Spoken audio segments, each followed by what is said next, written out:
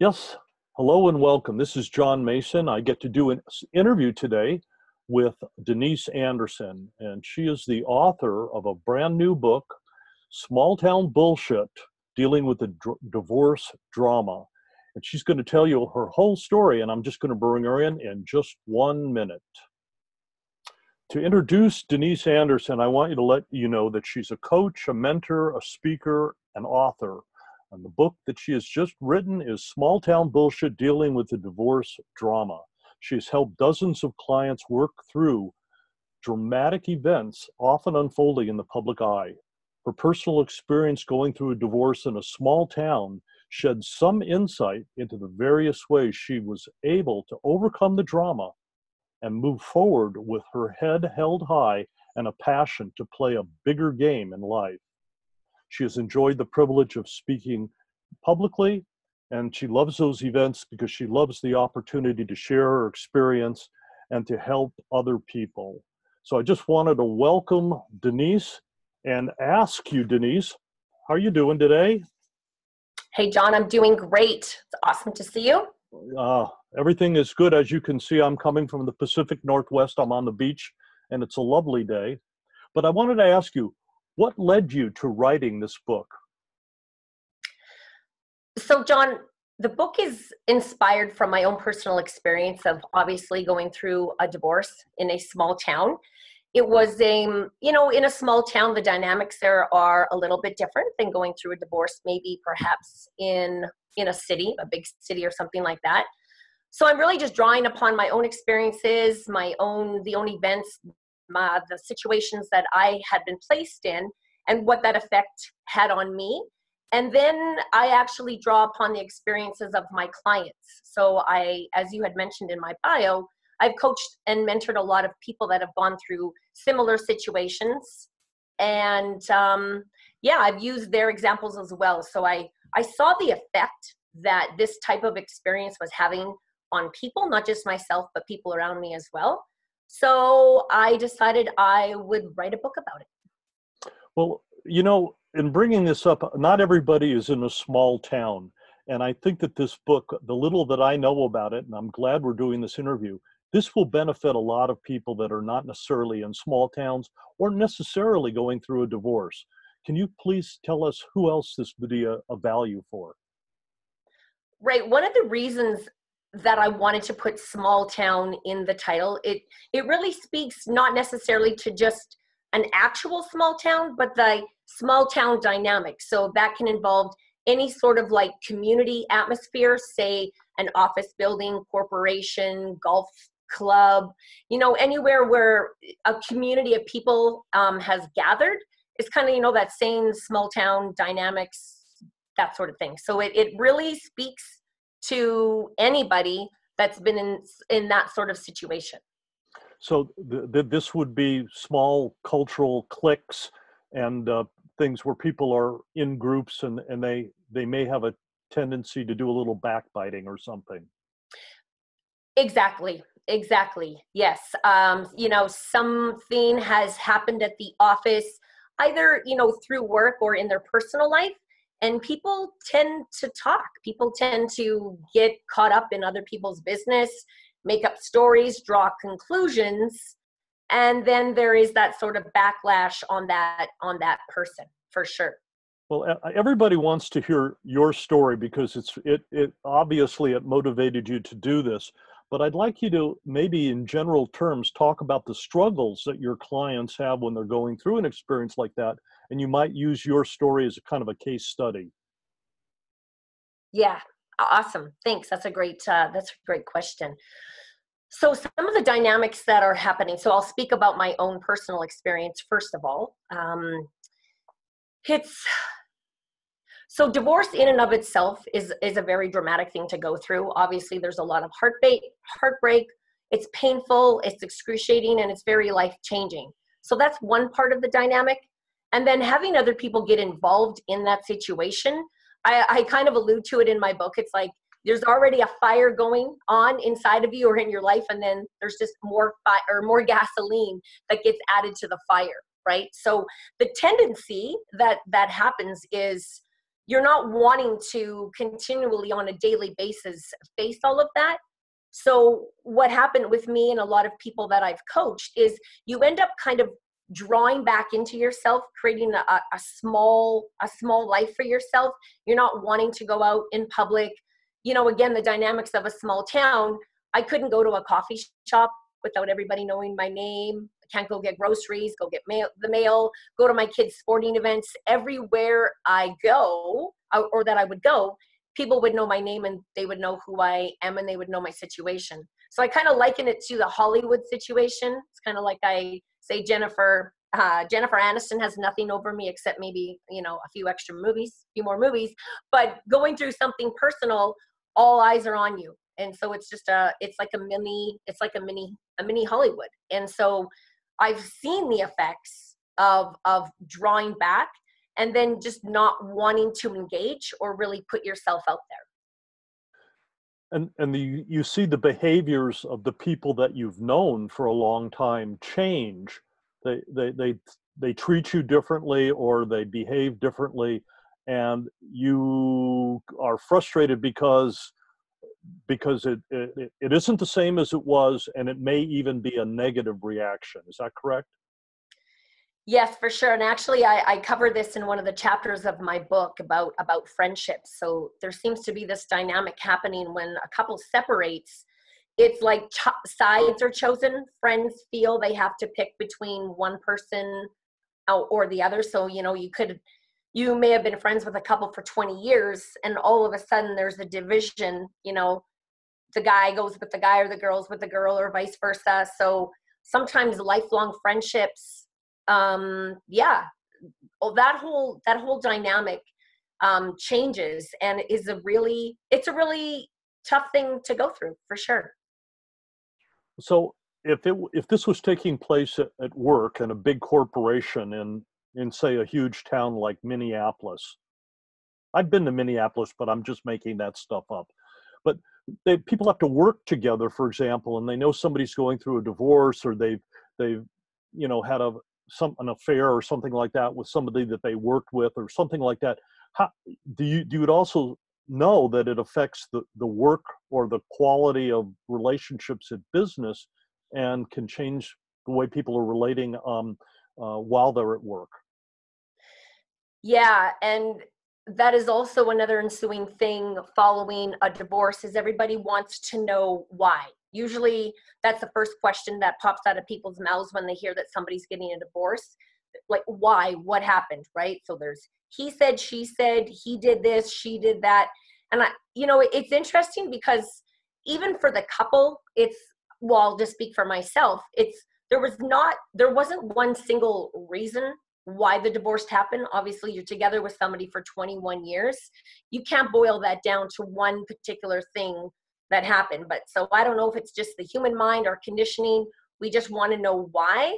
And then based on your own experiences, your own conditioning, judgment and opinions are put on that person. So when that person, let's just say it's an office dynamic, so that person shows up for work, that person is no longer just showing up as an employee or the CEO of the company. It's the person who did this, or this is what happened to that person.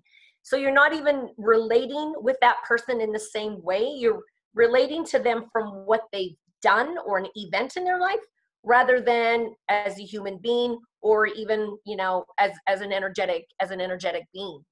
This label, or in my book, I call them sticky notes. We put labels onto people and they're treated according to the label that you put on them. So detrimental, especially, yes, in the work environment, because work needs to get done. But the whole relationship dynamic within the building completely changes. Well, I think that we've all either been through that situation or known of people that have. So the reader is going to be able to identify and feel the support that you have in knowing their issue, knowing what's going on. But what can they expect to get from the book? What do you offer them so that they could see a positive light at the end of the tunnel?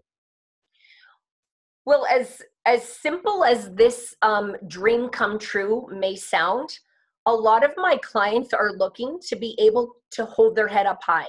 They just want to get to the other side of it. They want to, gain back their confidence, their self-esteem, and be able to walk down the street, walk into their place of employment, walk into the country club, and just be okay with who they are. And be able to be okay with, if more dynamics are carrying out, that regardless of whether other people are responding to them differently or not, they can walk in there with their head held high and not have to change or alter who they are or what they want to do in order to feel comfortable and okay with themselves. So I'm not quite sure how the process works. This is about seeing yourself differently. This is about confidence or taking care of the way you react to these other people, or is it about bringing a spiked baseball bat with them so that they'll threaten anybody that gives them a hard time? Well, as tempting as the second alternative that you gave would be, and not that I didn't contemplate that, in fact, I think I still have a bat in my closet just in case. No, in all seriousness, yes, it is about going within in oneself, because ultimately we cannot change other people's behavior. That's not what I'm here to do. It is what it is. It's going to be how it's going to be. But the ultimate thing is, how am I going to stand up to this? Who and how do I want to be in this situation? So the process is, it's an 8-step process. I lay out the 8 steps in my book that I actually work with the client. And again, it's just including all the different dynamics, from the thoughts in your head, right? The mind gets going, the emotional roller coaster that you're on, the uncertainty that is now created in your life, all the changes that you're going through, adversaries, the people that just seem to want to get your goat. So I offer a new perspective. I call it almost like ammunition, although you're not firing that ammunition. It's like a way for you to definitely feel better about yourself, and just to be able to walk out there in confidence and carry on in your life. One thing that came up for me when I was writing the book, there's a scandal every day in the news, famous musicians, actors, sports heroes. And it's like, I saw something interesting on Facebook the other day. Somebody had talked about one of the athletes that had got into drug use. And it's like, oh, he was wonderful. He was an amazing human being before the scandal. So it's like this whole person gets defined by that one moment. And all other things that are wonderful and amazing about that person get negated. So again, I can't change other people's mind or get other people to see people differently, but I can work with my clients so that they can see themselves differently and be able to move forward from that changed perspective inside of them. Well, if you're an entertainer or a world-class athlete, you're going to lose endorsements. It's going to cost you a lot of money. Are you willing to work with celebrities and sports figures if they find themselves in that situation, as well as all the rest of us who may not have endorsements to lose, but we could definitely improve our self-confidence or self-esteem and hold our heads up high? You're willing to work with everyone, right? Yes, absolutely. After they're done working with me, the fact that they've lost these endorsements they won't even be fazed by it, because after all, it's just money, and what they're going to gain back compared to losing an endorsement, they will be paid 1,000,000 times over. And I'm sure that at the end of the process, they will get their endorsements back again. And you'll find your people. You always find your people, you find your tribe. And there's just some people who are not on board with you and who you are. And again, it's part of what I coach. It's haters gonna hate, and people are gonna judge, and people are gonna have their opinions. In fact, John, one of the exercises that I do give out in my book regarding gossip, it's actually a Brene Brown technique. And again, everybody's offering their opinions. So what she gets you to do is I get my clients to write down on a piece of paper the people in their lives whose opinions actually matter to them. So for me, I have about 3 or 4 people's name on that piece of paper. So if you're entitled to your opinion and you can offer it, but if your name is not on my list, I am not giving it any energy or space in my sphere, in my life. You know, I'll let you have your airtime, but it's not taking up any energy in my life. So that's a cool little tidbit that I share with people. That is a great tip, and I know that you have at least 8 steps for doing this. If you want to share any of the other tips, that would be great. But I would really like you to also share, how can we get a copy of this book? Where do people find this, and how is it available for us? So right now, John, I want to offer anyone who's viewing this video, I want to offer them a free copy of the book. Right now, it's only on Kindle. It's a downloaded version. It's not completely finished yet. So if people want to email me and send me their email address, when I have the link available, I'll be happy to send them the link, and they can just grab a copy there. They're also welcome to follow me on Facebook, Denise Anderson. My Instagram account is DeniseA1971. They're welcome to follow me there. And those are, the basic ways of being able to get a hold of me. Well, in a minute, we're going to have your name again and your email address so people can take advantage of connecting with you. And some people 5 years from when we've recorded this are going to see that. I don't know if that free offer is going to be available to them, but your email for them to get in touch with you as a coach, as somebody that can help support them and go through this, that will be available. So everybody can take advantage of that. If you need to or want to, write that down, get a piece of paper and a pencil pen, and we'll have that up for you in just a moment. Is there anything that you would like to add before we kind of conclude this short interview for right now? You know, John, I think the only thing that I want to add is that, again, I know the title is Small Town, but this really isn't a small thing. I have seen and experienced the dramatic effects that this has in people's lives. It is debilitating, both mentally, physically, spiritually. It's exhausting. It's a really huge thing, and it's like you've got to climb back up that mountain again and reclaim who you are. And you're not doing this. I never did this for the other people or to show anybody, how great I am. It was like to, again, find my own inner strength, my own inner abilities, and just be true to the spirit of who I really am. So, if people are out there and they're going through anything of this sort of dynamic, it can actually even be within a family dynamic, right? People that are the black sheep of the family and all sorts of things. I know this program that I've developed will make a huge difference in their life. I know it has for me and for many, many of my clients. So I would just be so honored to be able to work with anybody who's at a point where they're really ready to work through this. Well, thank you, Denise Anderson. It's really a blessing to talk to you and to see that how you've made this material available to us. And I am really looking forward to reading this myself. For those of you who want to remember the provocative title, it's called Small Town Bullshit, Dealing with the Divorce Drama.